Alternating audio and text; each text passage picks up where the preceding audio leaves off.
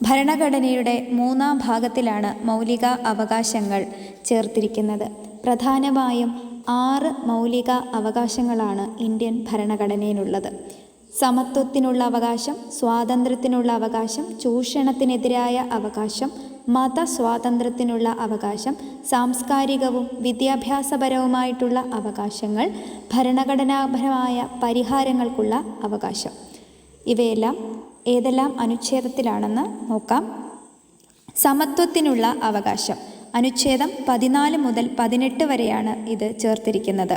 നമ്മുടെ രാജ്യത്ത് എല്ലാവർക്കും നിയമത്തിനു മുന്നിൽ തുല്യതയും തുല്യ നിയമസംരക്ഷണവും ഉറപ്പുവരുത്തുന്ന അവകാശമാണ് സമത്വത്തിനുള്ള അവകാശം. ഭരണഘടനയിൽ പ്രതിപാദിക്കുന്ന സമത്വത്തിനുള്ള അവകാശങ്ങൾ: നിയമത്തിനു മുന്നിൽ തുല്യത, തുല്യ നിയമസംരക്ഷണം, മതം, വർഗം, ജാതി, ലിംഗം, ജനനസ്ഥലം തുടങ്ങിയവയുടെ അടിസ്ഥാനത്തിലുള്ള വിവേചനങ്ങൾ പാടില്ല.